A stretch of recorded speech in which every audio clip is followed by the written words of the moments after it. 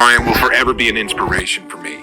He is the epitome of excellence, and he's greatness personified. What he did on the basketball court was legendary, but what he did off the court will echo in eternity. Today, join me in these 7 stories that prove Kobe Bryant was no mere mortal. First off, I think it's safe to say that Kobe was a borderline psychopath when it came to work ethic, and his obsession to achieve the best version of himself is on a whole nother level. You see, back in 2012, a former athletic trainer of Team USA recalled his crazy encounter with Kobe when he was training. I was invited to Las Vegas this past summer to help Team USA with their conditioning before they head off to London. We first met 3 days before the first scrimmage. We had a brief conversation where we talked about conditioning, where he would like to be by the end of the summer. Then he got my number, and I let him know that if he ever wanted some extra training, he could hit me up anytime. The night before the first scrimmage, I remember I was just watching Casablanca for the first time, and it was about 3:30 a.m.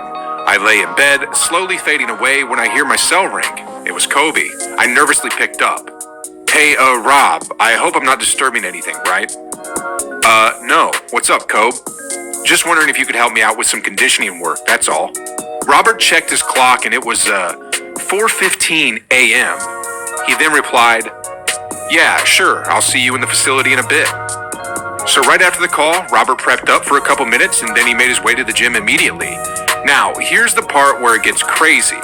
When he arrived at the gym and opened the doors, he saw Kobe drenched in sweat as if he had just taken a swim. Robert was surprised to see Kobe like that, and when he checked his watch, it wasn't even 5 a.m. After some conditioning work and training exercises, Robert headed back to the hotel while Kobe stayed by himself to do some shoot-arounds. The reason why Rob had to go was because he was expected to be on the floor again for the 11 a.m. practice session with the rest of the team. That's a pretty normal human thing to do, right? Well, after a short rest, the sleep-deprived Rob woke up, had a small breakfast, and headed once again to the practice facility. When he arrived, he saw LeBron talking to Melo while Coach K was having a chat with KD. Then, on the other side of the court, he saw Kobe shooting jumpers.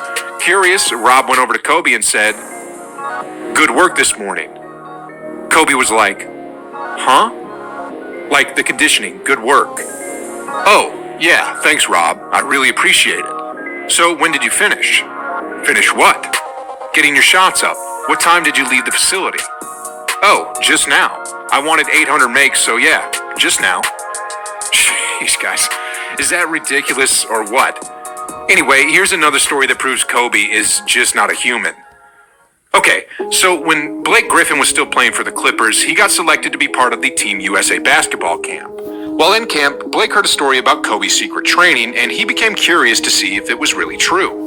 The first night we all got into Las Vegas last summer for the USA basketball camp, I heard Kobe went on some 40-mile bike ride at night through the desert. When I found out about that bike ride, I was tempted to ask him if I could go next time. When Blake revealed the story in the media, lots of people did their own research to confirm if it was legit or not. After some time, reports came out, and indeed, Kobe was biking some 40 miles in the middle of God knows where. Anyway, here's the complete detail of that story. Bryant told his longtime training trainer, Tim Grover, that he wanted to add bike training to his summer conditioning. Grover researched a trail in Las Vegas, rented 3 bikes, one for Kobe, one for himself, and one for Bryant's security guard. And on the night before the first day of practice, they each put on headlamps and headed out to the trail and road. The 40-mile biking story was further confirmed by Tim Grover himself, and according to him, here's how long that particular training took.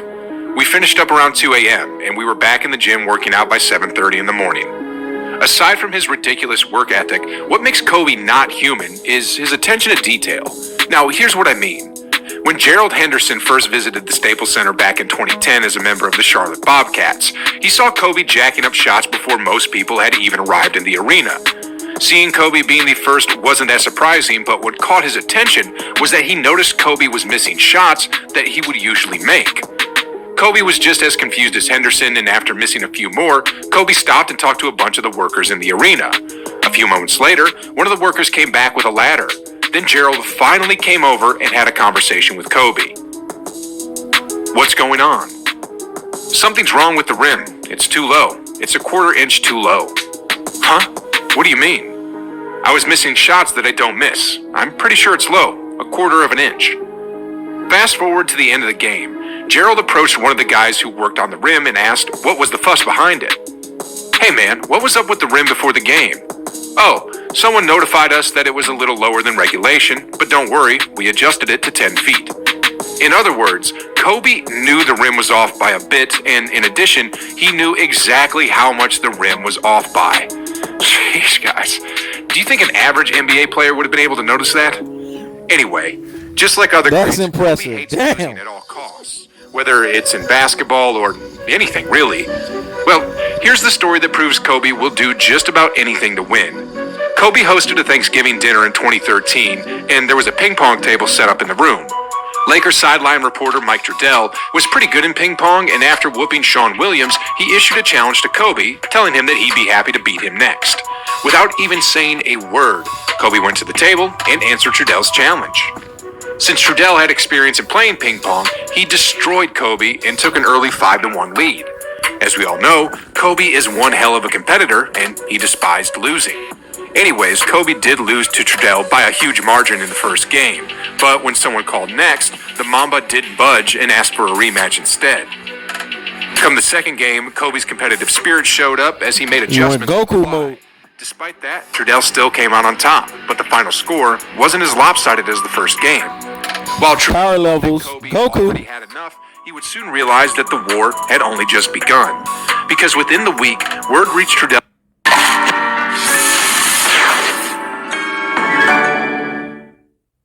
Your fridge might hold the secret to a tool that can satisfy any woman. That's right. Do you think your tiny buddy is... Because within the week, word reached Trudell that Kobe Bryant had ordered an official Olympic ping pong table to be delivered to his house. Anyway, guys, let's get on to the next story. This play here happened in the third quarter of the Lakers matchup against the Pelicans in 2015. You can see here that after the baseline dunk, Kobe was holding on to his right shoulder while grimacing in pain, and as per the injury update, it turned out that Kobe tore his rotator cuff on that drive. Kobe sat out for most of the fourth, but with 5 minutes left and the Lakers down by 13, Kobe got back on the floor with a busted right shoulder and started playing left-handed. Clear out on the step back with the left hand. Most players would just put on an ice pack and sit out the rest of the game to avoid further aggravating the injury. But in Kobe's case, it was just another day at the office. Though the Lakers would lose the game, we can't deny the fact that Kobe was not human. I mean, he was playing with just one arm. Anyway, throughout his career, Kobe was used to playing hurt on many occasions, and the next story ain't no different. 2 games before the Lakers wrapped up the 2013 season, Kobe was facing off against the Warriors, and midway through the third quarter, this happened. As he has it, spinning in trouble. Oh, and he's limping, he's hurt. Kobe. Other players would ask to be immediately subbed out, but not the great Kobe Bryant. The Mamba refused to be subbed out, and after willing through the pain, his body finally gave out in this possession. He's struggling. He recalled his experience at that particular moment, and here's what he said. When I first did it, right there, I was trying to feel if the tendon is there or if it was gone. I realized it wasn't there. I was literally trying to pull the tendon up, so hopefully I could walk and kind of hobble through the last 2.5 minutes and try to play.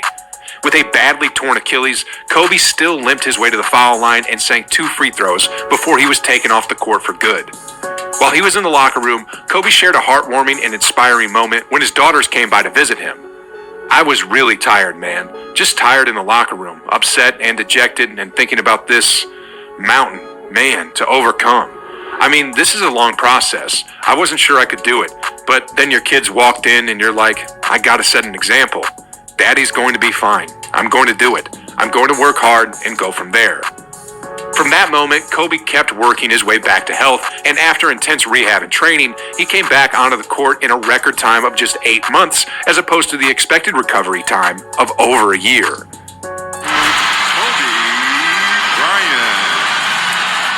Bryant. Man, a true warrior indeed. Anyway, guys, here's our last and final story, and I'm pretty sure this will blow your mind. Kobe and Corey Maggette developed a close bond when they were part of the now-defunct sports agency called SFX Sports, and the fact that they both trained under Tim Grover. In an interview with The Athletic, Maggette talked about his personal relationship with Kobe and revealed a crazy story about Kobe's preparation for an upcoming season. As far as with Kobe, you just knew that he was different. He was different. I remember the call that I got from Rob and Kobe. Rob called me and said, "Man, you wouldn't believe where I am right now." I said, "Where?" He said, "Man, we're in the middle of the ocean and Kobe is trying to prepare himself for the rigors of the season. He's swimming with great white sharks." I'm like, "What?" He said, "He's literally swimming with great white sharks." I'll never forget that. He sent me a video of him literally swimming with great white sharks. And Kobe was like, "Hey, if you want to get some of this mamba, you need to come swim with the sharks." I'm like, "Kobe, I'm not coming to swim with no damn sharks, man. White sharks." I'll never forget that. He sent me a video of him literally swimming with great white sharks. And Kobe was like, "Hey, if you want to get some of this mamba, you need to..." Rob called me and said, "Man, you wouldn't believe where I am right now." I said, "Where?" He said, "Man, we're in the middle of the ocean and Kobe is trying to prepare himself for the rigors of the season. He's swimming with great white sharks." I'm like, "What?"